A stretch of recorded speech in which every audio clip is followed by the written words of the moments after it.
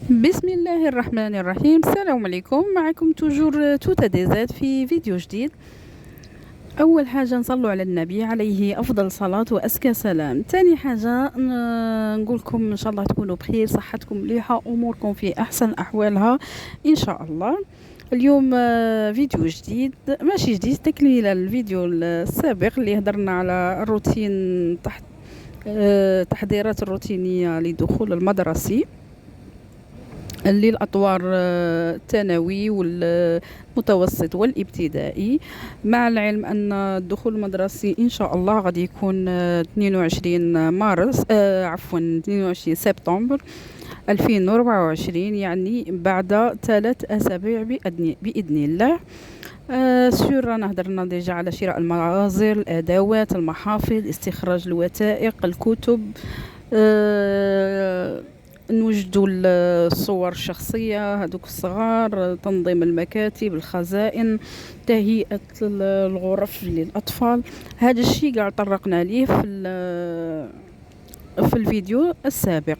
هدرنا تاني على الأطفال اللي محتاجين نظارات، لازم يراجعوا طبيب العيون. هدرنا على طبيب الأسنان. هدرنا تقريبا على كل حاجة. هدرنا على تعديل أوقات النوم، لازم الأطفال تاعنا صاين نبدو نعدلوا لهم في أوقات اليوم. أول حاجة نوضوهم بكري، إلا كانوا ينوضوا 12 الوحدة مع لي فايكونس وكلشي، باسكو في الليل ما يرقدوش تا 3 4 دو ماتان، قالبين النهار بالليل. دونك باش نعدلوا لهم النهار من الليل لازم نرجعوهم ينوضوا بكري. نوضيهم على 9، السيمانه الجايه على 8، سيمانه اللي موراها بديت نوضيهم على 7 باش يوالفوا هذاك لو ريتم وما يتعبوكش في الدخول المدرسي.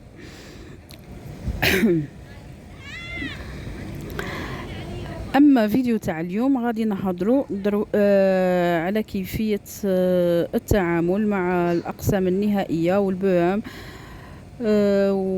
والابتدائي من ناحيه البيدالوجيه، يعني الدراسه. اول حاجه نروحوا الاقسام النهائيه اللي عندهم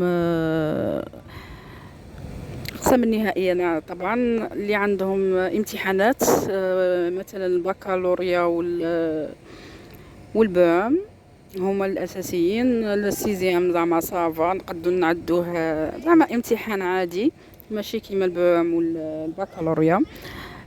يجب على التلاميذ مراجعه دروس السنه الثانيه. البروغرام يعاودوه يسيو يراجعوا، باسكو بعض الدروس تكون متسلسله ما بين السنه الثانيه والسنه الثالثه. حاجه قراوها في السنه الثانيه ثانوي غادي يلقاها سنه 3 اني، دونك يقلاه يراجع البروغرام، سيرتو في الرياضيات، الفيزياء، العلوم، دروس متسلسله. هذه في الاقسام النهائيه. ولازم يكون عندهم تحضيرات للسنة الجديدة إن شاء الله. محاولة حل بعض لي سوجي اللي يكونوا شوية سهلين، باسكو مازال ما قراوش قاع الدروس. دروس الخصوصية راهم بداو، الناس راها بدات دير الدروس الخصوصية. شوف التلميذ فاش راه ناقص ونحاولوا ندعموه بالقدر الإمكان دروس خصوصية. وعند ناس متخصصه، ماشي نابورت كي، زعما اللي تكون عندهم فريمون سمعه مليحه، هما اللي يدير عندها البام، اللي يدير عندها الدروس الخصوصيه باش ما تضيعوش دراهمكم. هذه من هذه في الاطوار في الاقسام النهائيه. نروحوا الاقسام، نروحوا للمتوسط وسنه كي نقولوا احنا الرابعه والخامسه، السنه الرابعه والخامسه والمتوسط وسنه اولى والثانيه. هاد الاطوار لازم مراجعه جداول الضرب، القسمه، القواعد الاساسيه في كل المواد، خصوصا المواد الاساسيه كيما الرياضيات، الفيزياء، العلوم، مراجعة القوانين والقواعد، وحل بعض التمارين على الأقل شوية نشطوا العقل تاع التلميذ، باسكو عنده 3 شهور وهو خامل. يلعب ويضحك ويجري والبحر والعراس زعما تقريبا صاي تبلوكا، راه عقله تسودا. لازم نعاودو ننشطو الخلايا المخ ونبدو ماشي حاجه كبيره باريكزوم درس هنا وتمرين منا زعما ما تكثروش عليهم باسكو راه العام طويل وغادي يقراو بزاف، بصح شويه نسيو يقلعوا قبل الدخول المدرسي احسن. هذه في الاطوار اللي ما عندهمش امتحانات. نروحوا الاطفال هذوك كاع الصغار، سنه اولى سنه ثانيه سنه ثالثه، هادو لازم اللي عنده خط سيء نعاونوه في الخط باسكو على راك 3 شهور ما توشاش ستيلو سور الخط تاعه الا كان سيء رسمه ولا اسوء وما غاديش يعرف لك سيرتو سنه اولى سنه زوجه ما غاديش يعرف يشد لك ستيلو وغادي يغبن هو ويغبن المعلمه في الدخول المدرسي، غادي يجيه صعيبه الكتابه. دونك حاولي تمرنيه هاد الايام باش يحسن شويه الخط تاعه.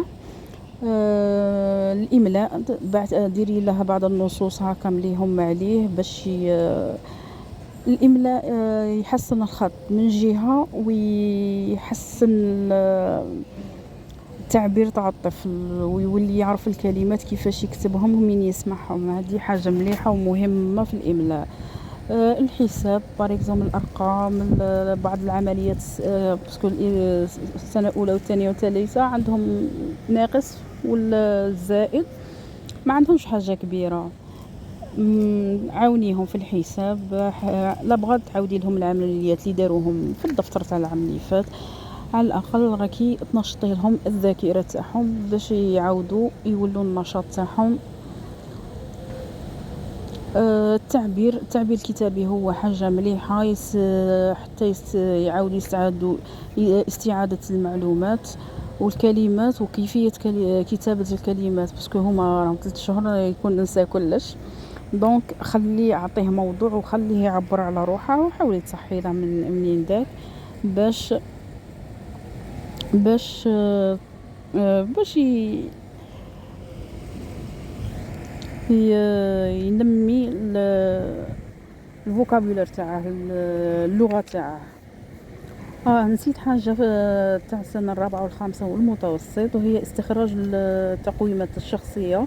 هذه حاجه مليحه نخرجوها من الانترنت، فيها تمارين وتمارين بها بالحل تاعها تساعدكم بالبزاف، تلقوا بزاف مواضيع وبزاف الحلول تاعها. يسوفي دير تقويم شخصي للرياضيات، تقويم شخصي للفيزياء، تقويم شخصي سنه اولى سنه الرابعه خامسه اولى متوسط ثانيه متوسط ثالثه متوسط رابعه متوسط. مهم اي حاجه تحوسي تلقيها فيها كاع التمارين، فيها الحلول وفيها حتى الدروس. حاجه مليحه وتساعد بزاف، تبلي احسن من ليكور. ولو كان التلاميذ تاعكم لو كان يدرسوا بشكل يومي ما راكيش محتاجه يا مدام باش ديري له ليكور وتضيعي دراهمك على ليكور باسكو ما راهاش حاجه مهمه ابار في الاقسام النهائيه. نقولوا حنا عندها بكالوريا اللي قلاها ليكور، بصح الطفل اللي يكون عادي ما كان علاه يكون عندها غير هكا باساج نورمال ينجم بلا ليكور غير في الدار تقري وليدك غير بشويه وتقريه بشكل يومي. باريزوم رياضيات لازم كل يوم على الاقل يحل تمرين واحد غير تمرين واحد غير صغير كل يوم تحليله، وكل يوم باريزوم تلقيه هكا اشكال في كاش تمرين تروحي تعاودي تولي للدرس وتشرحي لنفسك وتشرحي للطفل باسكو اللي قالك انت تفهمي من بعد عادك تفهمي الطفل تاعك. وهكا غادي ديما تلقي روحك راكي راه الطفل تاعك راه فهم كاع الدروس تاعه وحل كاع التمارين. نهار الامتحان يجيه كلش ساهل باذن الله. في اخر الفيديو نقول لكم حظ موفق لابنائنا جميعا، ربي ينجحهم ويوفقهم ويعلي شانهم ان شاء الله. وفي اخر الفيديو نقول لكم مساء تهلاو في رواحكم ومساء النور. وما تنسونيش جيم وابوني وتعليق شباب كيفكم. مرحبا بالجميع، السلام عليكم.